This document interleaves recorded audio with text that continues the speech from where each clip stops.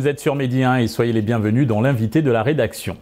Dans notre société, les réseaux sociaux ont une importance capitale. Avec l'essor de la technologie, ils sont présents au quotidien et le nombre d'utilisateurs ne fait qu'augmenter. Nous les utilisons pour diverses raisons, garder contact avec des amis, partager des moments de notre vie ou encore pour trouver du travail ou vendre et acheter des produits et services divers. Dans cet univers florissant, une nouvelle plateforme vient d'être lancée.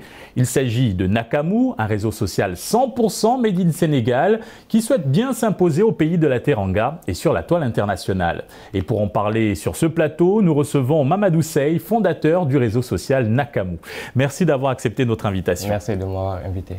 Monsieur Sey, première question. Alors pourquoi le choix de Nakamu pour dénommer votre réseau social? Qu'est-ce que ça signifie et quelles sont vos ambitions? En fait, Nakamu, c'est parti lors d'un brainstorming avec des amis qui étaient présents. On était en brainstorming durant 2 jours. On était en train de chercher un nom qui représentait ce qu'on voulait faire. Maintenant, durant ces 2 jours, on n'avait pas trouvé. C'est en me baladant tout le temps, quand je rencontre des personnes que je connaissais, on me disait souvent Nakamu, Nakamu, Nakamu. Je me dis, tiens, on pourrait utiliser ce nom. J'en ai parlé à mes cofondateurs, ils ont trouvé que ça nous allait bien. C'est là où on a pris le nom Nakamu. Nakamu, c'est un terme Wolof, mais qu'est-ce que ça signifie sa traduction en français? Qu'est-ce que ça donne? Ça signifie comment ça va, en fait, en langue française. Donc, ça représentait la solution que nous apportons aujourd'hui. Et quelles sont les ambitions de Nakamu, ce nouveau réseau social Made in Sénégal? Notre ambition, c'est de connecter tous les jeunes de l'Afrique entre eux d'abord, et entre eux et le monde, comme l'Europe, les États-Unis et autres. Qu'est-ce qui vous a motivé à lancer cette plateforme? Déjà, il y a eu le Covid. C'était une période assez difficile pour être entre amis, se voir. C'était très, très difficile. Aussi, il y a eu le manque de temps. On a des amis qui ne sont plus ici, qui sont à l'extérieur. Tout ça a fait qu'il y avait un manque qu'on voulait combler. On voulait être entre amis. Mais sur votre propre plateforme. Maintenant, pourquoi notre propre plateforme? C'est ce manque que je disais tantôt, c'est-à-dire le fait qu'on ne soit pas dans le même espace géographique qui fait qu'on ne pouvait pas rester connecté tout le temps. Maintenant, en utilisant les solutions existantes comme WhatsApp, on dérangeait souvent nos amis à des heures qui n'étaient pas appropriées pour faire des appels. Aussi, on a souvent des groupes d'amis qui dépassent largement les dizaines. Donc, il y avait beaucoup de limitations sur les autres solutions. Donc, on a levé tous ces problèmes, en fait. Et quelle est l'autre particularité de votre réseau social comparé aux autres déjà existants, à savoir, et qui ont pignon sur rue, hein, les mastodontes des plateformes comme Facebook, Twitter ou encore Pinterest? Oui. Nous, on s'est beaucoup inspiré de ce qui se fait en Afrique. C'est-à-dire qu'on a beaucoup observé l'Afrique, la manière dont on communique entre nous, nos réalités qui diffèrent des autres pays.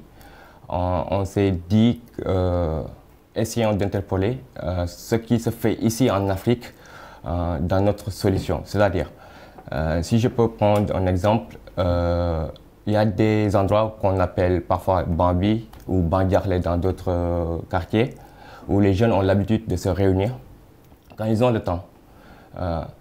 Nous avons fait cela, par exemple, dans notre fonctionnalité qu'on a appelé le cercle d'amis, où on peut créer des cercles d'amis, inviter des amis. Quand une personne a le temps de discuter avec d'autres personnes, il n'a pas besoin d'appeler la personne, en fait. Il entre uniquement dans le cercle. Et ceux qui sont disponibles vont recevoir une notification que cette personne est disponible pour discuter, voulez-vous le rejoindre?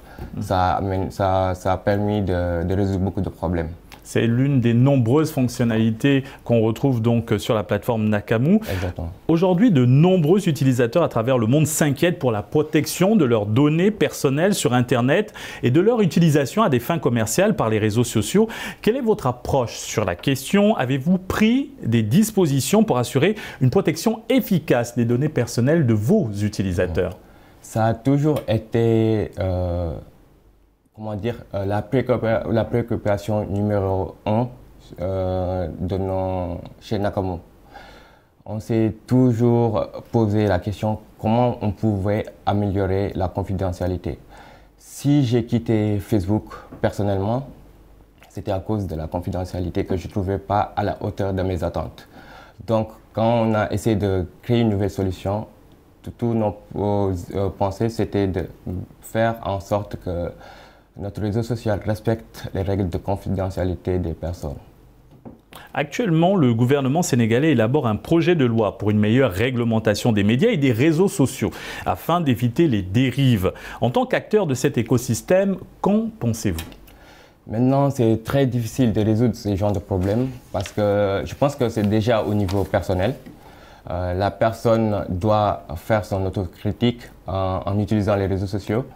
Je pense qu'il doit être aussi responsable, savoir qu'on peut nuire à des gens et que ce n'est pas juste un outil qui ne fera pas du mal à l'autre. En parlant justement de nuisances virtuelles, les réseaux sociaux sont aussi un lieu de prolifération de fake news, mais aussi de violences dites virtuelles, cyberharcèlement, insultes, intimidations, diffusion de rumeurs, et j'en passe. Quelle est la politique de Nakamu pour que ces actes ne se produisent pas sur sa plateforme? Écoutez, nous avons des règles de confidentialité et d'utilisation assez claires. On s'est dit que souvent dans les plateformes, dans les réseaux sociaux, les gens ne comprennent pas les règles de confidentialité. C'est la manière dont on les présente qui est assez difficile pour eux de comprendre, mais aussi les règles de communauté. Pour cela, on s'est rapproché des gens, on les a interviewés sur les problèmes qu'ils racontent au quotidien sur les réseaux sociaux et on a essayé d'être le plus clair et précis dans nos règles de communauté. Selon vous, comment devraient procéder les entrepreneurs tech africains pour concurrencer les géants mondiaux dans le domaine des réseaux sociaux? Comment se faire une place au soleil? En Afrique, je dirais que c'est très difficile de se faire une place au soleil, vu du manque de moyens financiers. Ce sera très difficile de lancer le nouveau Facebook comme ça. Maintenant, ça ne signifie pas qu'on doit baisser les bras. Il faut toujours essayer d'apporter des solutions. On a essayé de le faire nous. On a essayé de ne pas attendre d'avoir les moyens. Déjà, c'est très important d'y aller.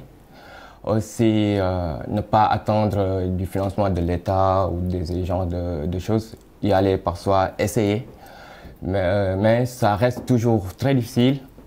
Et par rapport j'ai eu la chance de parler à des entrepreneurs anglo-saxons. Par rapport à eux, les francophones sont un petit peu en retard. Donc voilà.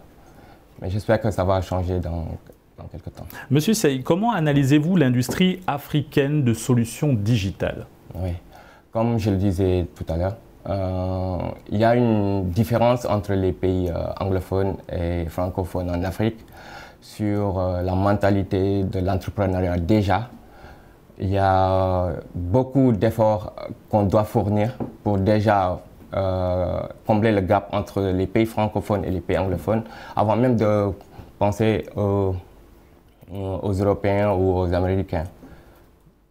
Et dernière question avant de clore cet entretien. Pour Nakamu, quelles sont vos perspectives à long terme? Que souhaitez-vous? En long terme, nous souhaiterions nous implémenter dans tous les pays de l'Afrique déjà de l'Ouest et de l'Afrique anglophone et de connecter les jeunes entre eux et le monde. Merci Monsieur Sey pour cet éclairage. Nous rappelons que vous êtes le fondateur de Nakamu, un nouveau réseau social 100% Made in Sénégal. Merci de m'avoir invité. Et merci à vous d'avoir suivi cette émission. Très bonne suite des programmes sur Média 1.